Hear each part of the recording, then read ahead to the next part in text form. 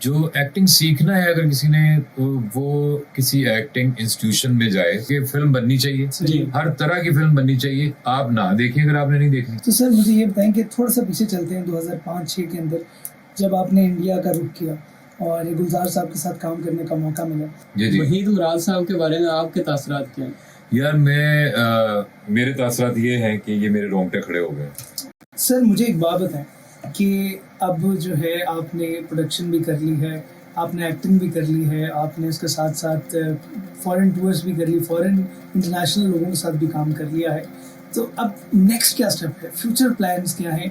कोई ऐसी चीज़, कोई ऐसा प्रोजेक्ट बनाना चाहते हो जो आपके दिल के करीब हो, जो अभी तक ना कोई चीज़ पूरी हुई हो? क्या अभी अब आगे क्या ख्वाहिश है आपकी? यार बेसिकली मैं जो भी कर रहा हूँ ना, मैं एक स्टोरी टेलर हूँ। बिल्कुल। बेसिकली जो हमारा सबका काम है वो एक्टिंग है, सिंगिंग है, या आप जैसे भी वो शायर थे उनकी जिनकी बात करें, हम सब स्टोरी टेलर हैं। हम एक कहानी सुनाते हैं। एक गजल जो है जब शायर वो लिखता है या सुनाता है, वो एक मंजर कशी करता है, वो हमें एक मंजर दिखाता है, यानी वो एक स्टोरी सुनाता है। बिल्कुल। एक्टर भी स्टोरी सुनाता है, राइटर भी स्टोरी सुनाता है। तो मैं चाहता यही हूँ कि मैं वो स्टोरी सुनाऊं जो मेरे दिल के करीब है, जिसमें इंसानी जज्बात की अक्कासी हो, जिसमें मैं कुछ मैसेज भी दे सकूं, काइंडनेस का मैं मैसेज दे सकूं, कुर्बानी देने का दूसरों के लिए, मैं लोगों का ख्याल रखने का, उनको आसान जिंदगी की तरफ ले जाने का, और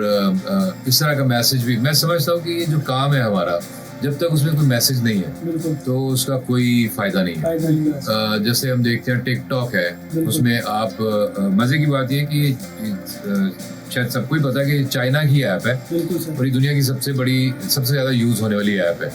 लेकिन मजे की बात इसमें यह है कि इसका एल्गोरिदम इस तरह का है कि अगर ये ऐप आप चाइना में खोलते हैं तो जो चाइनीज वीडियो आपके सामने आते हैं वो सारे होते हैं वैल्यूज के ऊपर। अब वो दिखाएंगे कि बूढ़े आदमी को कोई सड़क पार करवा रहा है, नौजवान लड़का, वो उनकी वीडियोस दिखाएंगे कि इसने इतना पढ़ा, गोल्ड मेडल्स लिए, इसने रिसर्च वर्क किया, इसने ये किया, इसने कुछ जानवरों की जान बचाई। तो वो आपको ऐसे नजर आता है। आप जब टिकटॉक कहीं और खोलते हैं तो आपको डांस नजर आता है, आपको शुगल नजर आता है, आपको बेतुकी वीडियोस नजर आती हैं, वल्गैरिटी भी थोड़ी बहुत नजर आती है, और एक लापरवाही नजर आती है जो कि अल्टीमेटली सोसाइटी का कोई बेहतरी में हिस्सा नहीं डाल रही।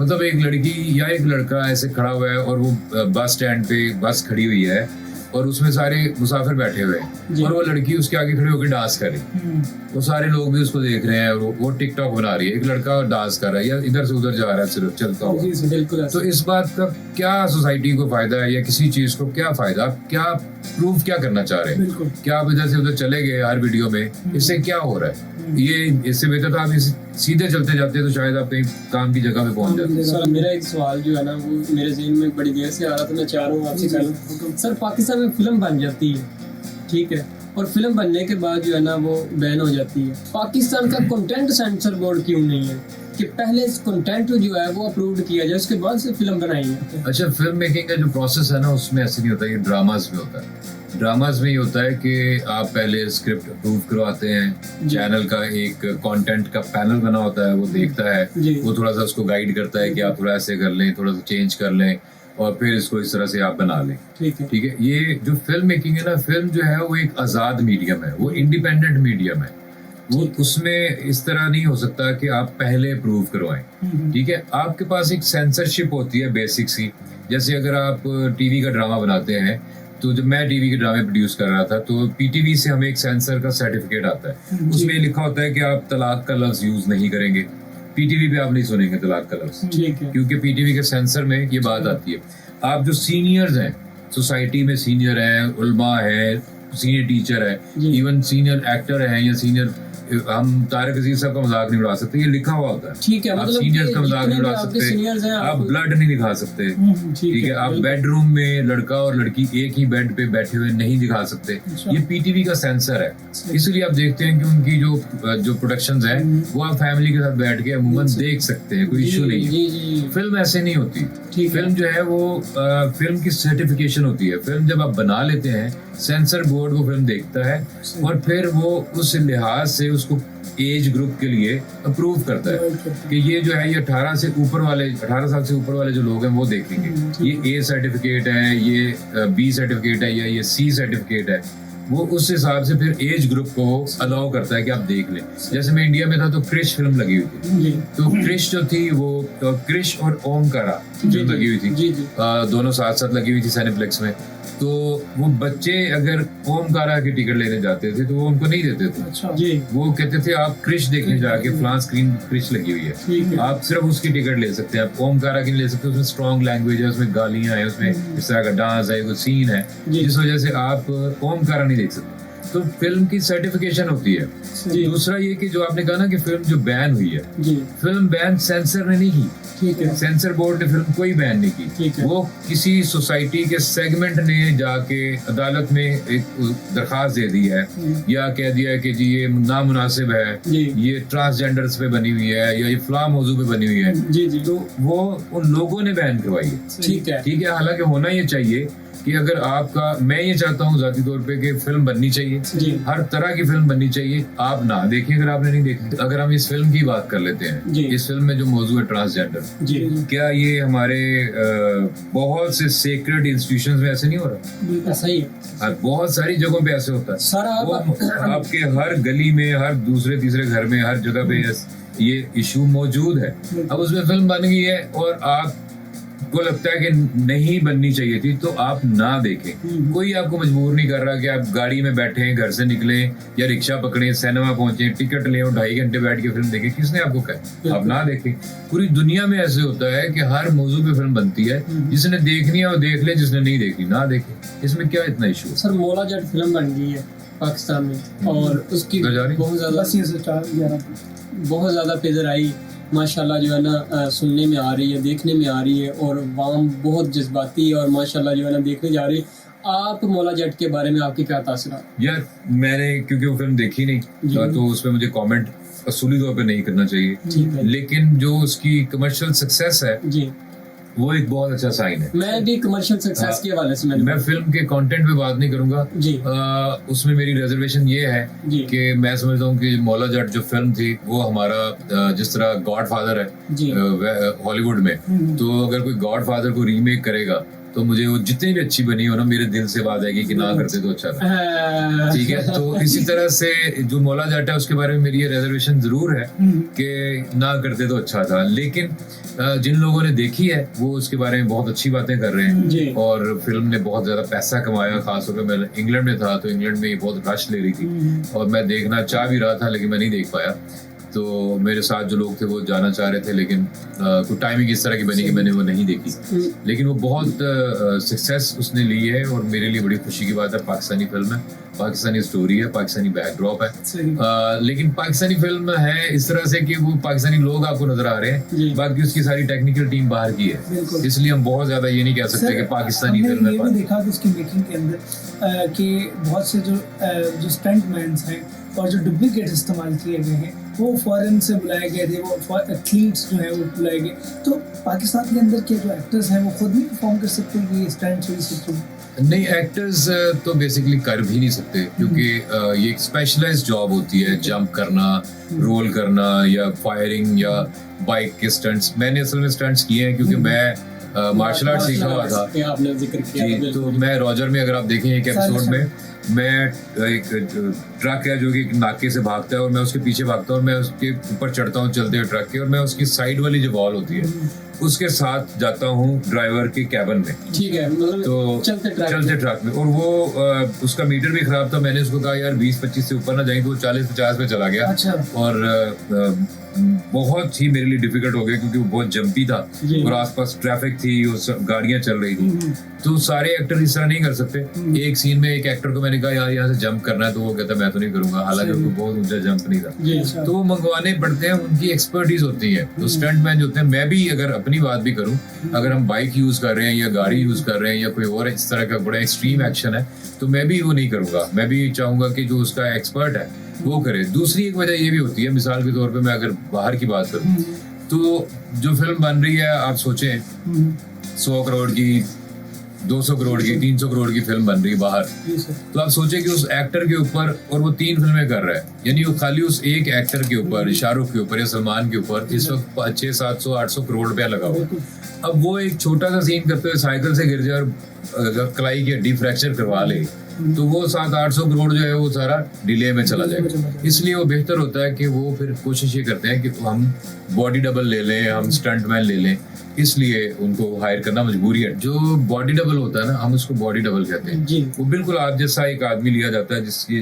जो भी एक्टर जिसको भी हम बॉडी डबल कर रहे हैं जी उसी तरह के एक एक्टर लेते हैं, और उसी तरह के और 2 कपड़े बनते हैं, सही। उसी तरह की 2 जीन्स होती हैं, उसी तरह 2 जैकेट्स होती हैं, उसको पहनाया जाता है, और वो स्टंट्स सारे वो करता है। ठीक तो अगर है। बाइक चला रहा है तो हेलमेट से कवर हो जाता है, पता नहीं चलता कि वो। अभी मैंने एक गाना किया है, उसमें एक जो बाइक राइड कर रही थी वो लड़की थी, जी तो मैं वो पहाड़ों में चला रहा था, वो बाइक अच्छा। हैवी बाइक थी, अच्छा तो वो मैंने बॉडी डबल से चलवाई है। अच्छा बहुत सारी जगहों पे वो एक लड़का है जी जो बिल्कुल जिसकी जसामत उन लड़की जैसी है, जी जी तो उन वो दोनों की ब्लैक जीन्स है, जैकेट है, और हेलमेट वही पहना हुआ है, सही, तो वो नहीं पता चलता कि वो कौन चला रहा है। सही सही। तो ये करना पड़ता है क्योंकि अदरवाइज ये मुश्किल होता है।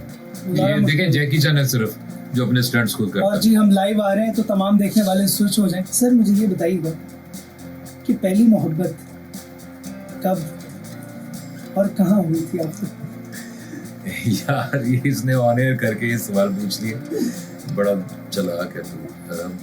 अच्छा यार वैसे थोड़ा अगर सा, आप जवाब नहीं देना चाहते नहीं मैं जवाब देता हूँ इसका। थोड़ा सा लगता है कि बनावटी जवाब है, लेकिन सच्ची बात यह है जी कि पहला प्यार या पहली मोहब्बत जो है ना वो माँ होती है, मुझे ऐसा लगता है, क्योंकि वो ही आपको सिखाती है केयर करना, प्यार करना। बिल्कुल।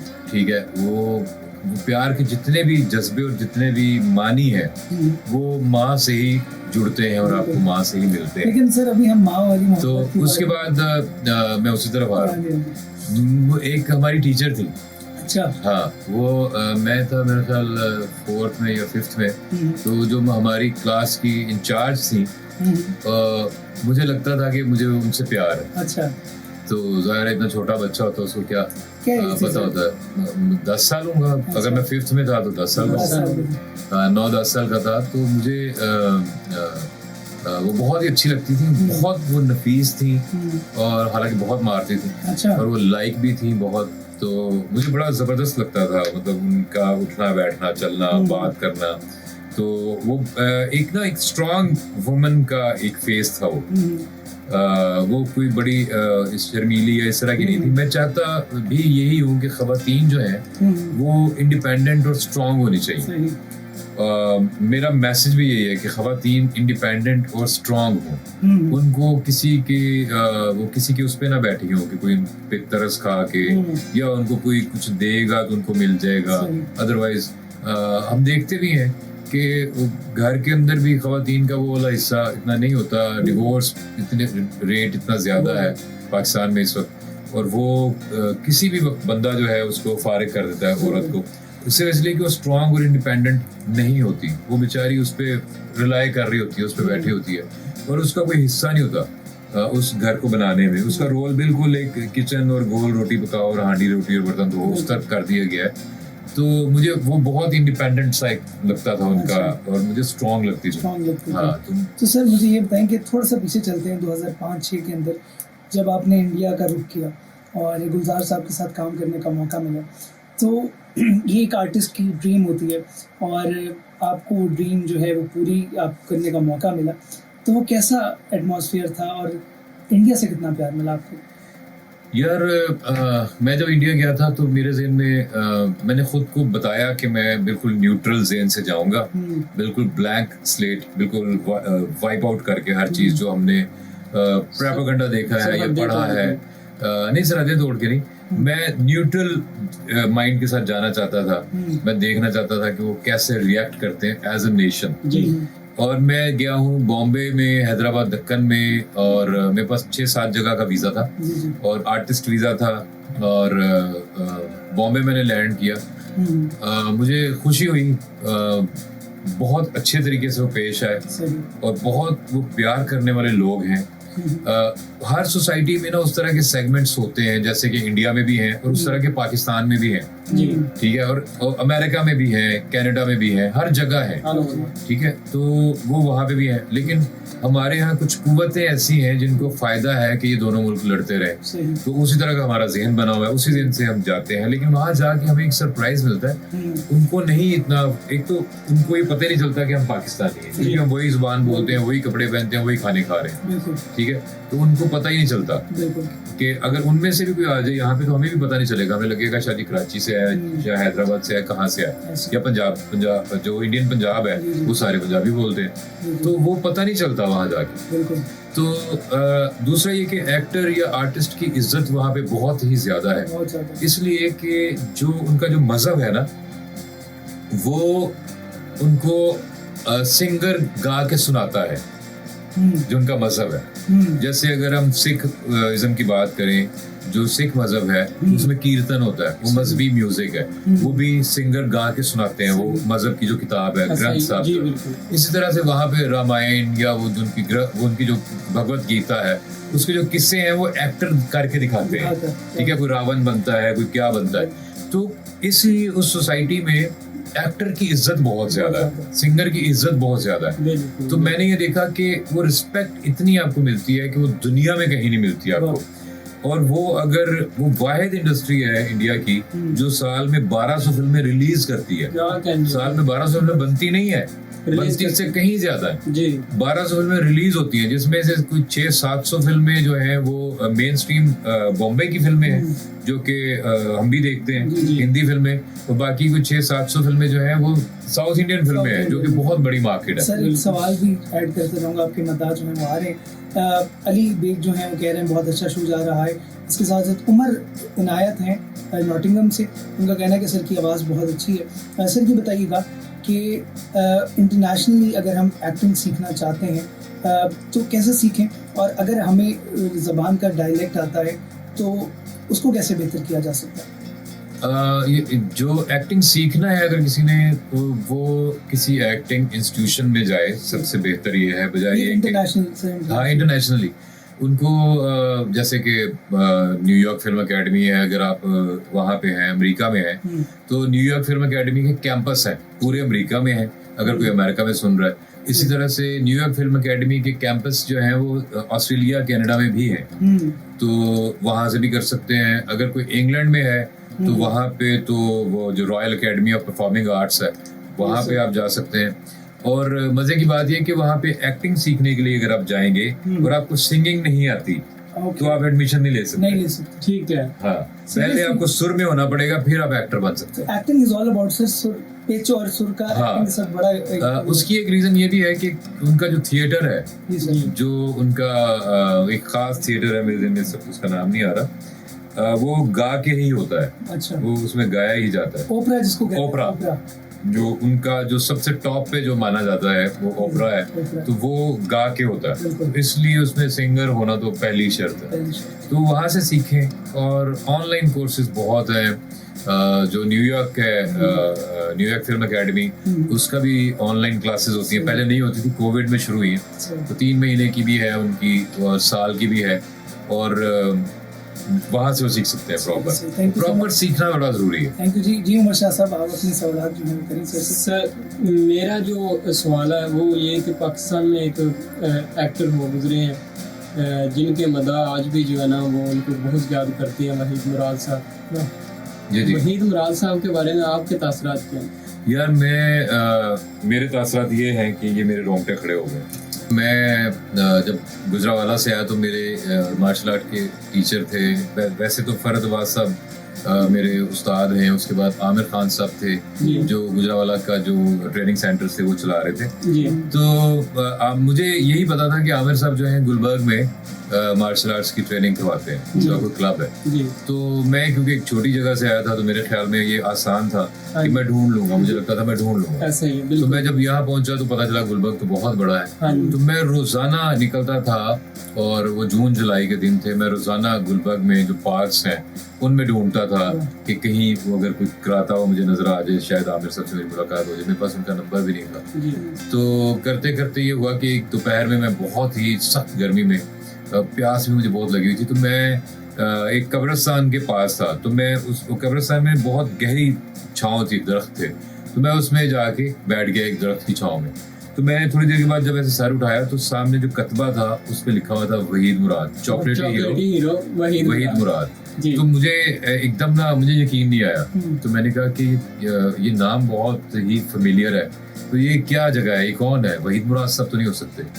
तो फिर मैंने पढ़ा चॉकलेटी हीरो, तो वही थे। तो वो जो था, वो जो कुछ पल थे, तो वो बड़े ही मेरे लिए बड़े अजीब एक रूहानी एक्सपीरियंस था कि ये वहीद मुराद साहब जो है, मेरा ख्याल है वो वाहिद वो वाले सुपरस्टार थे जिनको इतना बड़ा फेम, इतना ज़्यादा फेम मिला, जिनके बारे में इस तरह की चीज़ें मशहूर हैं कि वो लक्ष्मी चौक अपनी गाड़ी में से निकले तो कॉलेज में छुट्टी हुई थी लड़कियां चीखें मारना शुरू हो गई और में से कुछ बेहोश हो गई। तो वो वहीद मुराद साहब थे जिनका कट जो था बालों का वो इतना मशहूर था कि हर बंदे ने वो वाले बाल रखे, उस तरह बोलने की, जिस तरह उनकी अंडरटोन एक एक्टिंग का एक उनका स्टाइल था, और उनकी वो आंखें बहुत ही एक्सप्रेसिव और ड्रामेटिक थी, और वो लड़कों को भी आइडलाइज लड़कों ने भी किया, लड़कियों ने भी किया, और कहते हैं कि शायद ही कोई उस वक्त ऐसा था कि जिसको पसंद ना हो। बिल्कुल ऐसे। और मुझे ये याद है कि जो वो होते थे हेयर कटिंग सैलून होते थे, हजाम की जो दुकान होती थी,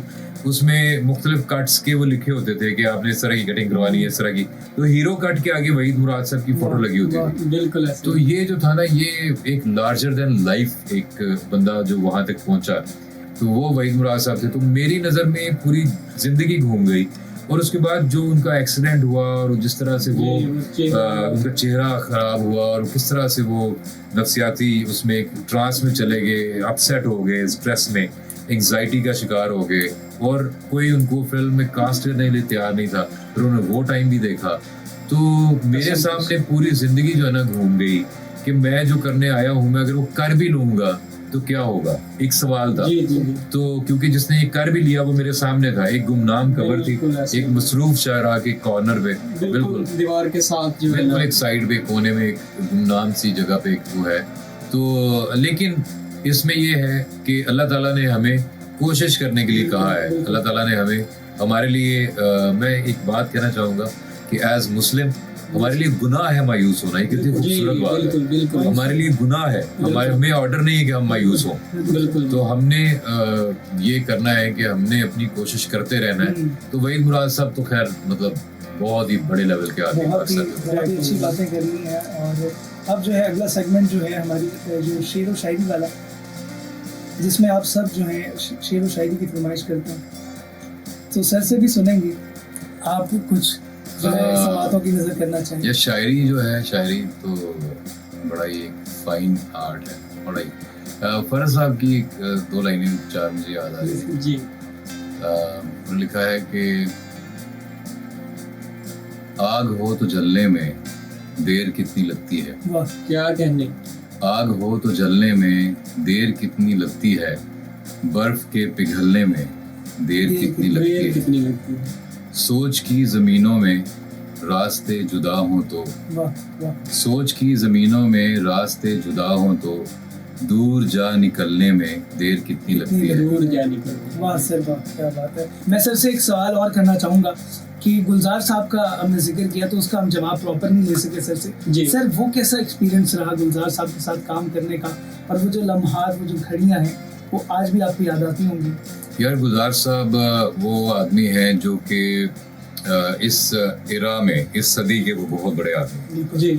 और वो एज पोइट तो हैं ही बहुत बड़े, लेकिन एज फिल्म मेकर भी बहुत ही, और स्टोरी राइटर भी जी, बहुत ही बाकमाल शख्स हैं। बिल्कुल।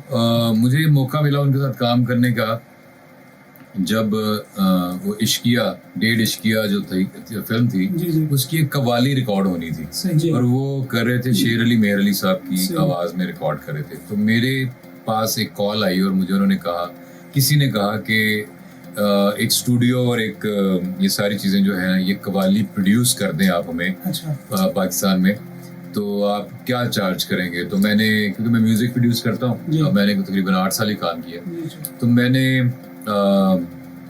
उनको अपने चार्जेस और सारी चीज़ें बताई कि स्टूडियो शिफ्ट ये होगी, म्यूजिशियंस और इस तरह।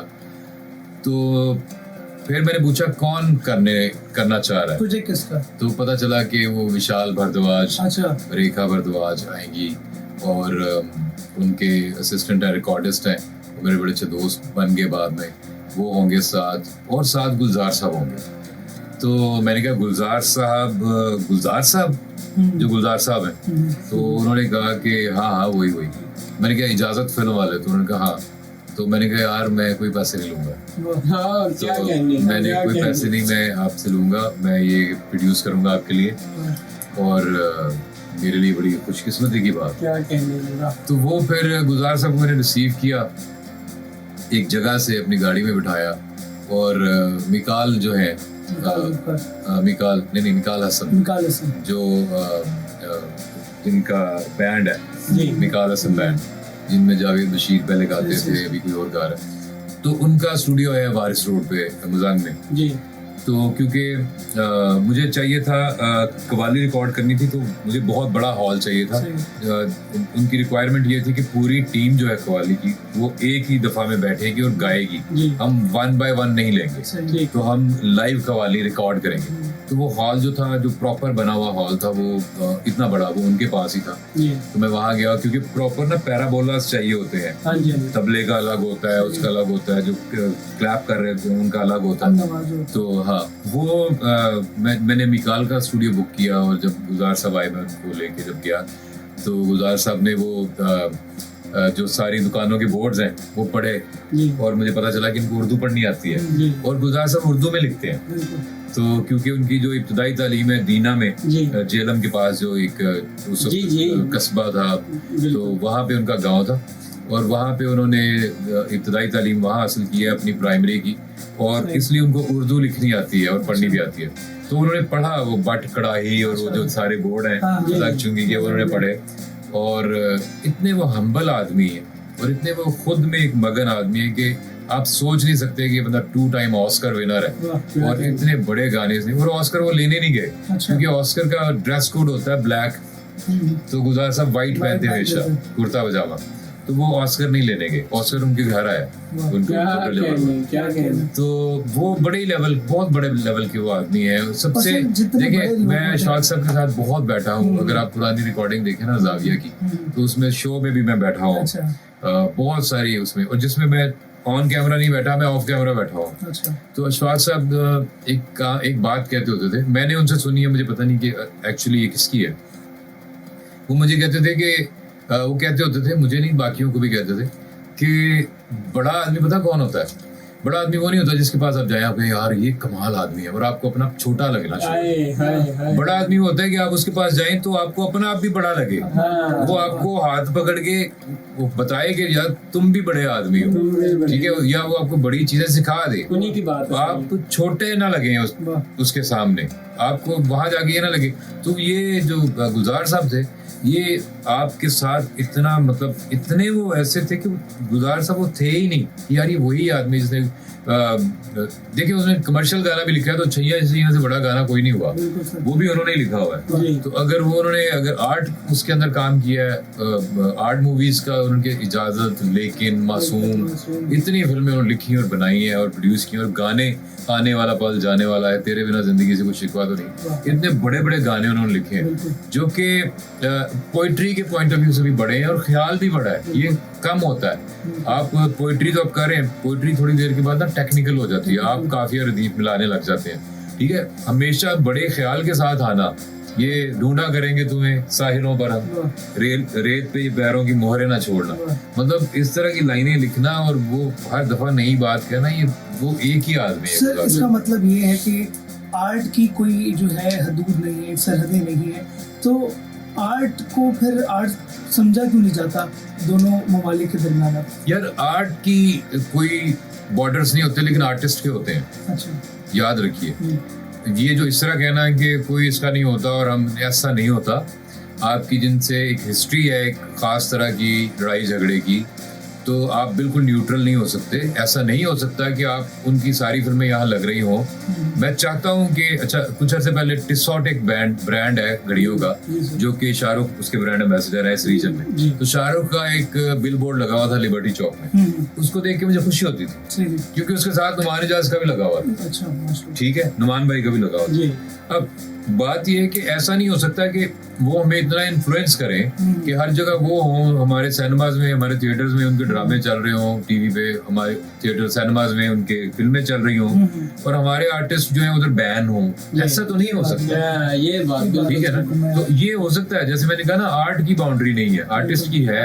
आपका गाना वहाँ बज रहा है, इस वक्त सबसे हिट गाना जो है पसूड़ी है, ठीक है, वो वहाँ पे भी बज रहा है। अब आप लोगों को रोक नहीं सकते, जो अच्छा म्यूजिक है वो अच्छा म्यूजिक है। हम भी यहाँ सोनू निगम को सुन रहे हैं, ठीक है, लेकिन सोनू निगम यहाँ किसी बात से ही आएगा, ठीक है, आतिफ असलम वहाँ किसी बात से ही जाएगा, वो देखना पड़ेगा। आतिफ असलम बैन है, तो सोनू निगम को हम कैसे इधर बुला लें? हालांकि मुझे बहुत पसंद है, बहुत ही कमाल का बड़े लेवल का सिंगर है वो।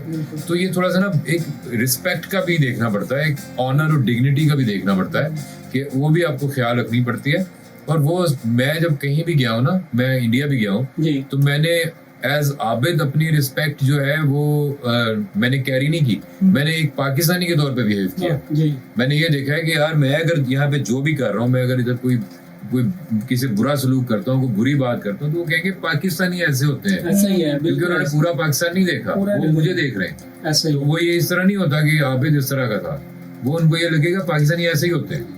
ऐसा ही, ठीक है। तो ये और मैं आपको एक छोटा सा वाकया सुनाता हूँ इसी रेफरेंस में, कि हम लोग जब बॉम्बे में शूट कर रहे थे जी, वहाँ पे एक सीन था, हमने वहाँ पे थाने का सेट लगाया, पाकिस्तानी थाने का सेट। ठीक है जी जी। तो वो इंडियन थाना ही था जो कि ऑलरेडी सेट लगा हुआ था। हमने उसको अपनी पुलिस की वो लाइनें रेड करके और ब्लू करके, और जहाँ पे वो गांधी जी की और नेहरू जी की उनकी रिस्पेक्ट करनी चाहिए, उनके लीडर हैं और वो उस नेशन के बाप हैं, जैसे हमारे कायदे आजम हैं, तो उनकी फोटो उतरनी थी और कायदे आजम साहब की फोटो लगनी थी। अब जब ये सारा फ्रेंडली था माहौल, सब एंजॉय कर रहे थे, कुछ पता नहीं चल रहा था कि कोई पाकिस्तानी है कोई इंडियन है, कैसे काम हो रहा है, बिल्कुल दोस्तों की तरह हो रहा था। लेकिन the moment they remove that picture, जब नेहरू साहब की फोटो उतरी और वहां पे कायदे आजम की लगी है, तो स्टूडियो में एक पिन ड्रॉप साइलेंस हुआ। अच्छा, तो ये चीज है, ये यहाँ पे भी होगी तो होगा, जाहिर सी बात, ठीक है। तो वो मैं बहुत रिस्पेक्ट करता हूँ इंडियन आर्टिस्टों की, इंडियन एज नेबर, इंडिया हमारा नेबर है और हमें उनसे प्यार भी है। लेकिन लता मंगेशकर हमारी भी है, मोहम्मद रफी साहब भाटी से गए हैं, ठीक है, वो हमारे भी हैं, हम कैसे बांट लें? नहीं बांटा। किस तरह हम कहें कि हमने अब रफी साहब को नहीं सुनना या किशोर साहब को नहीं सुनना, छोड़ ही नहीं सकते, या वो उनका कोई म्यूजिक का जो वो है वो पूरा नहीं होता जब तक कि नुसरत साहब का गाना ना चलता हो, मेहदी साहब का गाना ना चलता। जी, लाइव आ चुके हैं और हमारे साथ आबिद अली साहब मौजूद हैं, पाकिस्तान के नामवर अदाकार हैं, एक्टर हैं, इसके साथ एक प्रोड्यूसर हैं। सर, एक सवाल जो है ब्रेक के दौरान मेरे जहन में घूम रहा था कि आपका नाम आबिद अली है और अमूमन मीडिया के अंदर या शोबिज़ इंडस्ट्री के अंदर कोई फेमस नाम हो तो लोग कहते हैं कि आप इस नाम को चेंज कर लें, तो आपको भी ऐसे मशवरे मिले थे पहले? यार बिल्कुल, मुझे कहा गया कि चेंज कर ले, लेकिन मुझे कोई दूसरा नाम अच्छा लगा नहीं, मुझे समझ नहीं आई। हालांकि मुझे कोई मेरा नाम जो है ना, मुझे अच्छा इसलिए लगता है कि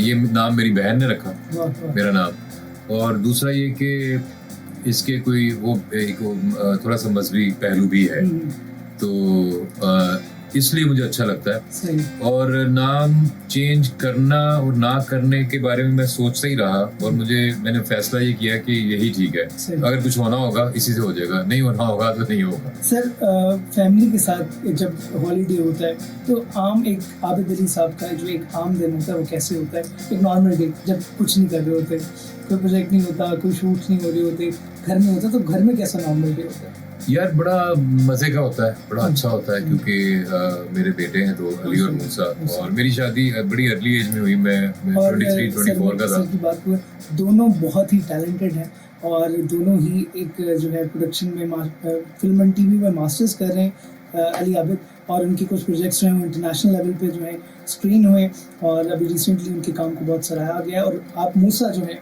वो बहुत ही अच्छी आवाज़ के मालिक है। बेटों के बारे में कुछ बताएं सर। यार वो मेरे दोस्त हैं, और जिसको कहते हैं ना कि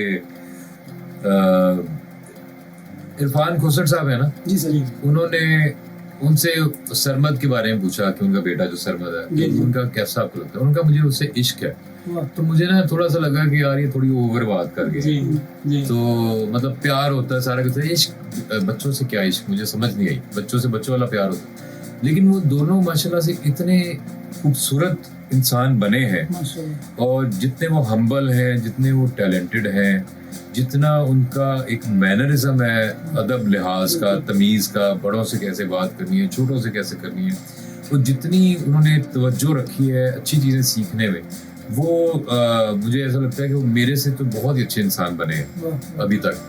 तो अली जो है वो उसने, इन दोनों ने ओ लेवल्स किया है, दोनों तो अली ने टॉप किया ओ लेवल्स में। माशाल्लाह। उसके बाद वो दोनों जीसी में चले गए, government college. Government college Lahore में, और वहाँ से उन्होंने इंटर किया है, इंटरमीडिएट में, तो दोनों मेरिट पे थे। फिर अली ने चूज़ किया कि वो फिल्म वो इसी फील्ड में आना चाहता है, और उसका बेस्ट फिर वे था वो ये था कि उसको उसकी ट्रेनिंग दी जाए।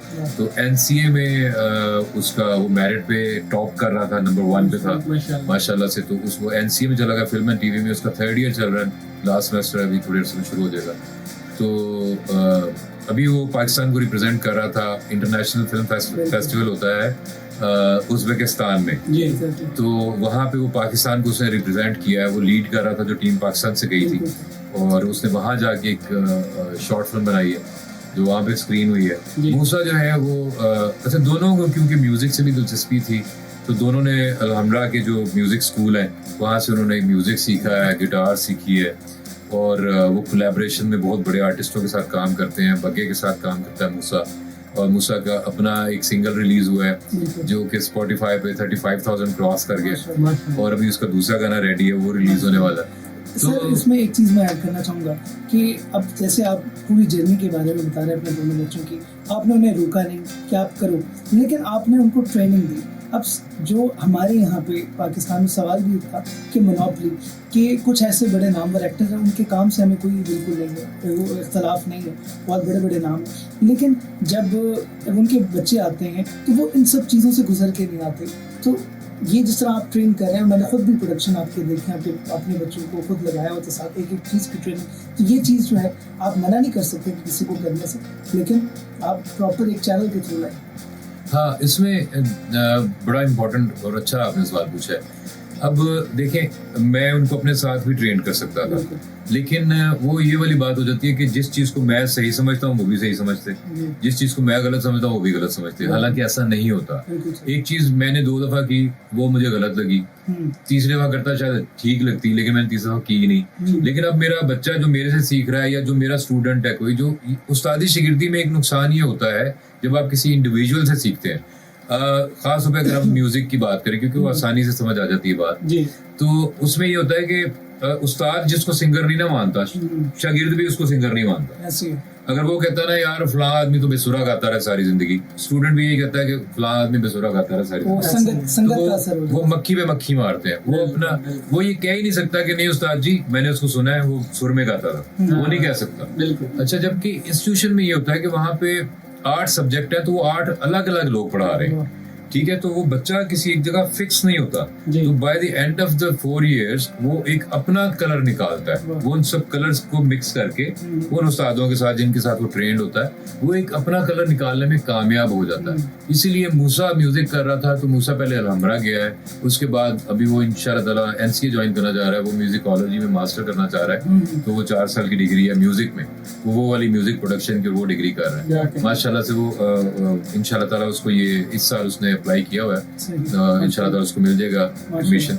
तो ये जो आप कह रहे हैं ना कि जो एक्टर्स के बच्चे हैं या उनकी जो उनको स्ट्रगल नहीं करनी पड़ती, देखें ये ना उनको एक बेनिफिट है कि वो उस घर में पैदा हुए हैं जहाँ पे एक आदमी, अब देखें मेरे बच्चे जो थे जब मैं जाता था शूट पे, समटाइम्स मैं उनको साथ ले जाता था, तो वो बचपन से देख रहे हैं जब वो तोतली जुबान में बोलते थे, वो मेरे साथ सेट पे जाते थे। अब उनको वो खुद ही आ गया सारा कुछ। बल्कि हम एक जगह शूट कर रहे थे तो नोमी भाई थे उसमें, नुमान इजाज साहब, तो अली जो मेरा बेटा है वो उनका बेटा बना हुआ था, उनके बेटे की का रोल कर रहा था। तो जवाद भाई का वीडियो था, जवाद अहमद का, वो भी बैठे हुए थे, जुगन काजिम बैठी हुई थी। तो मूसा जो था उस वक्त मेरा ख्याल है हार्डली कोई 5-6 साल का था। तो जवाद भाई ने कहा यार इतनी देर क्यों लग रही है, तो मैंने कहा लाइटिंग हो रही है। तो मूसा ने कहा कि इसमें देर वाली क्या बात है, वो 3 लाइट्स लगाएं, एक इधर बाउंस करें, एक इधर बाउंस करें, एक फील्ड लाइट दें, तो आप शूट कर लें।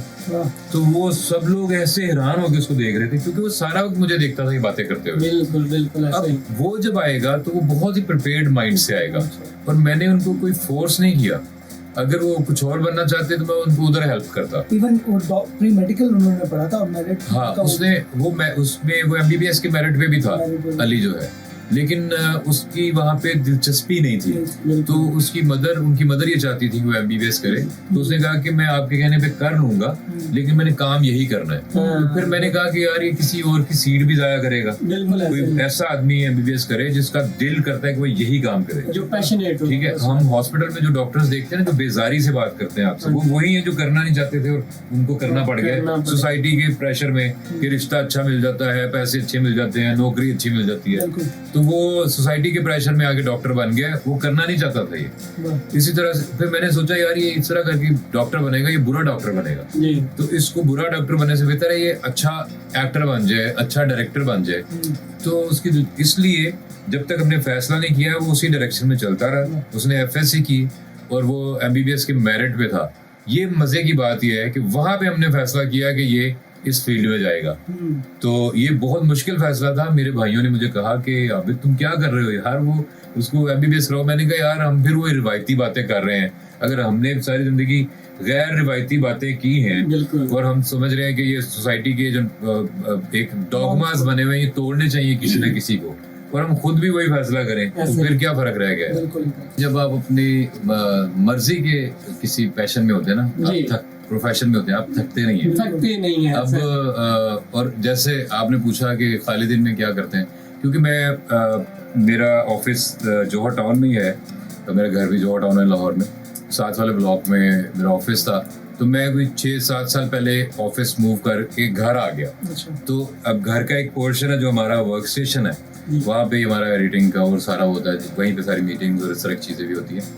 तो मुझे बहुत अच्छा लगता है और मैं अल्लाह का बड़ा शुक्र अदा करता हूँ कि I am living my dream. यही मेरा ड्रीम था कि मैं यही काम कर रहा हूँ, मैं फुल टाइम यही काम करता हूँ और इसी से मैं अपनी ज़िंदगी चला रहा हूँ, इसी से। और मुझे 20 साल हो गए ये काम करते हुए। मेरा 20 साल से रजिस्टर्ड है production house Abid Ali films के नाम से, और मल्टीपल चीज़ें मैंने की हैं। मैं शॉर्ट फिल्म्स, ड्रामास जो टीवी चैनल्स पे चलती हैं, मैंने एटीवी के लिए प्रोड्यूस किया हुआ है, जियो के लिए किया, पीटीवी के लिए किया, फिर एक्टिंग, फिर डायरेक्शन, फिर राइटिंग में। सर आपको कौन सा अच्छा अपना रोल लगता है? आपका क्या जो फेवरेट आपका पार्ट है इस तमाम मीडिया मजदूर जब आपने इसलिए मैंने अपने लिए एक टर्म कॉइन की है, मैं अपने आप को मीडिया मजदूर कहता हूँ, क्योंकि मुझे जो काम मिल जाता है वो मैं कर लेता हूँ। मैं वॉइस ओवर करता हूँ, मैं बहुत सी कमर्शियल्स में मेरी आवाज़ है जो इस वक्त चल रही हैं।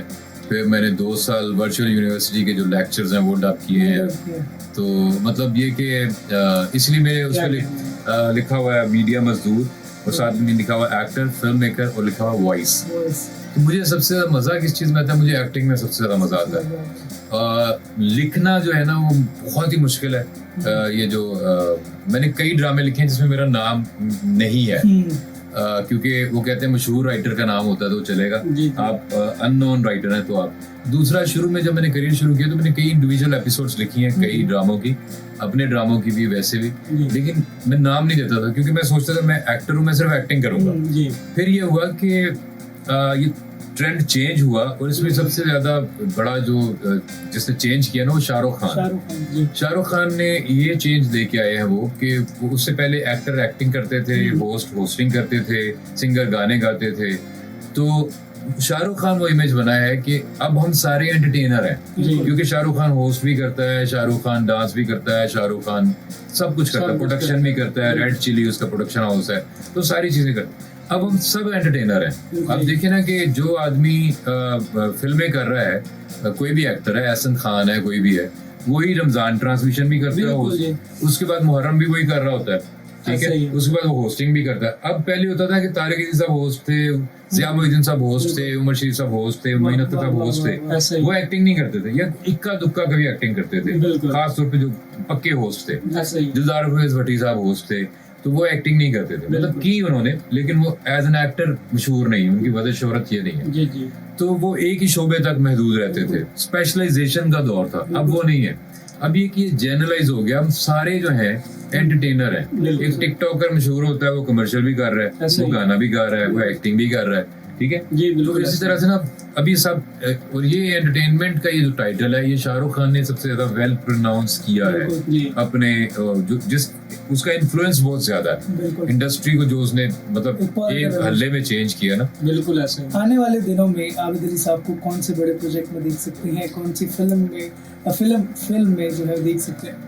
तुमने अच्छा किया, अपना तलफ़ुज़ ठीक किया। फिल्म नहीं होता, फिल्म होता है। वो अच्छा। कहते हैं ना मिठा साहब, फिल्म नहीं होता फिल्म होता है। अच्छा, ऐसा है कि आने वाले दिनों में मैंने अभी एक प्ले किया है जिसका नाम है ब्रेकिंग न्यूज़, Breaking news। और वो है जिसको उसके डायरेक्टर हैं काशिफ निसार साहब, जी सर। और वो एक चैनल आ रहा है नया, उस चैनल का नाम है ग्रीन चैनल, और उसके ऊपर वो लॉन्च होने वाला है। उसके ऊपर उसमें मैं एक चैनल के मालिक का रोल कर रहा हूँ। अच्छा, नहीं, तो ऐसा क्यों कहते वो- हैं जो आपने पहले नहीं प्ले किया? हाँ, ये ऐसा है कि मैंने पहले नहीं किया। वो काफ़ी अच्छा सब्जेक्ट है, इसलिए कि वो जो न्यूज़ और करंट अफेयर मीडिया है, न्यूज़ चैनल्स को वो एक्सपोज कर रहा है, वो अच्छा। ड्रामा, अच्छा। कि कैसे न्यूज़ बनती है, सही, कैसे सही। न्यूज़ ब्रेक होती है, कैसे क्या कोई एक छोटी सी बात को कैसे वो बड़ा कर देते हैं। तो वो उस चीज़ के बारे में, तो मैं उसमें एक चैनल के ऑनर का वो कैरेक्टर प्ले कर रहा हूँ। अभी कुछ कमर्शियल्स किए हैं, उनमें से एक आ भी गया आजकल, वो चल भी रहा है। वो आ रहे हैं। साथ में अपनी एक सीरीज है शॉर्ट फिल्म्स, वो प्लान कर रहा हूँ। जी सर। एक स्क्रिप्ट मैंने लिखा है एक शॉर्ट फिल्म का, जो कि यूके में शूट होगी। ओके। उसके ऊपर मैं उसकी प्री प्रोडक्शन पे काम कर रहा हूँ, उसकी कास्टिंग वगैरह हो रही है, वो वहीं पे होगी शूट इंशाल्लाह ताला मार्च अप्रैल में। सही। तो उसके ऊपर काम कर रहा हूँ, क्योंकि मैं अभी तकरीबन 15 दिन पहले आया हूँ मैं दुबई से, और उससे 10-15 दिन पहले मैं यूके से आया। सही। तो वो भी उसी फिल्म के सिलसिले में गया हुआ था, जी जी। और कुछ और भी काम थे इस तरह के। तो अभी उसके ऊपर जो मेरी अपनी शॉर्ट फिल्म्स की एक सीरीज है वो है, और एक क्योंकि $50 शो का जो सीजन 1 है जी सर। उसकी रजिस्ट्रेशन क्लोज हो गई है, हो गए। और हमारे पास हमने करनी है तकरीबन 20 एपिसोड्स। 20 एपिसोड। तो 20 एपिसोड्स पे सीजन 1 हम कंप्लीट कर रहे हैं। सही। मैं इस साल इस साल के फर्स्ट हाफ में मैं करना चाहता हूँ बच्चों का कोई ड्रामा ड्रामा। अपने YouTube चैनल के लिए, सही सही। तो वो करूँगा। और सेकंड हाफ में मैं दोबारा ये शुरू करूँगा $50 शो का सेकंड सीजन। जनवरी में हमारी 15 जनवरी के आसपास हमारी एक्टिंग वर्कशॉप आ रही है दोबारा अलहमरा में। उसकी रजिस्ट्रेशन अभी कुछ अगले दिनों में शुरू हो जाएगी। तो बस इसी तरह से पूरा कैलेंडर जो सर प्लान इतना हुआ। बिजी स्केड्यूल है तो अपने लिए टाइम कब मिलता है आपको? यार ये मैं ही हूँ सारा, अच्छा। ये अपने लिए टाइम ही है। अपने लिए time है। वो भी मैं हूँ जो एक्टिंग वर्कशॉप कर रहा है, वो भी मैं हूँ जो ये लिख रहा है, वो भी मैं ही हूँ। फिर कुछ क्लाइंट्स हैं असल जहाँ से पैसे आते हैं, वो मैं टीवी कमर्शियल्स करता हूँ। फायजा ब्यूटी क्रीम मेरा एक क्लाइंट है, जी, सर। उसके जो कमर्शियल आप देखते हैं, पहले हमने आयजा खान के साथ किया, वो जो चल रहा था वो मैंने बनाया है। सही। और उसकी टैगलाइन मुझे बहुत पसंद है, पहचानो खुद को। वाह, जी। वाह। तो वो कभी किसी क्रीम की ऐसी टैगलाइन नहीं हुई। अमूमन चेहरे का निखार, गोरी रंगत और इस तरह की बातें होती हैं। बिल्कुल सर। तो मैंने वहाँ पे मीटिंग में उनसे डिस्कस किया, मैंने कहा कि हम इस तरह की बात ना करें, मैं ये बात करना चाह रहा हूँ। पहचान, चेहरा पहचान होता है इंसान की, बिल्कुल। आपकी क्रीम भी चेहरे पे लगती है। वाह सर। तो ये थोड़ा सा हम ना थोड़ा डीप जाते हैं, थोड़ी मीनिंगफुल बात करते हैं। तो पहचानो खुद को टैगलाइन जो थी आए हैं। वो उनको इतनी अच्छी लगी है कि तीसरा साल है हम उसी टैगलाइन पे कैंपेन कर रहे क्या हैं। बात। फिर निम्रा खान के साथ कुछ ऐड किए हैं जो भी रिलीज हुए बिल्कुल जी। हैं, और उनका ऐड अभी हम प्लान कर रहे हैं, वो भी किसी सेलिब्रिटी के साथ करेंगे इंशाल्लाह ताला। जी तो बस इसी तरह से है। बहुत शुक्रिया सर, बहुत शुक्रिया आपके कीमती वक्त में से वक्त देने का रेडियो फजा की पूरी टीम के लिए और हमारे लिसनर्स के लिए और हमारी पूरी टीम के लिए कि जाते जाते कोई मैसेज देना चाहें। यार मैसेज क्या देना है, सबको सारी बातों का पता है और सबको सब जानते हैं। जिसके हाथ में फोन है उसके लिए पूरी दुनिया खुली हुई है। ऐसे ही। मैं यूथ से बात करना चाह रहा हूँ जो नौजवान है, वो थोड़ा सा मैं देखता हूँ कि वो मेहनत से और वॉलंटरली बाहर निकल के काम करने से घबराते हैं। बिल्कुल। जब तक उनको हालात मजबूर ना कर दें वो बाहर निकलने के लिए तैयार नहीं है। वो एक कंफर्ट जोन में बैठे हुए हैं, तो उनके हाथ में फ़ोन है, उस पर नेट चल रहा है तो उनकी दुनिया चल रही है, नेट बंद है तो वो सर उठाते हैं, अदरवाइज वो सारी नहीं उठाते। तो शॉर्टकट ना ढूंढें ज़िंदगी में, मेहनत करें और लंबा रास्ता लें बेशक, या जो भी करें वो मेहनत वाला रास्ता चूज़ करें। किसी की सीढ़ी यूज़ ना करें, किसी का कंधा यूज़ ना करें, अपने बलबूते पे आएँ और अपने टैलेंट को पहचानें। और मैसेज यही है कि पहचानो खुद को। वाह सर, बहुत शुक्रिया आपके कीमती वक्त का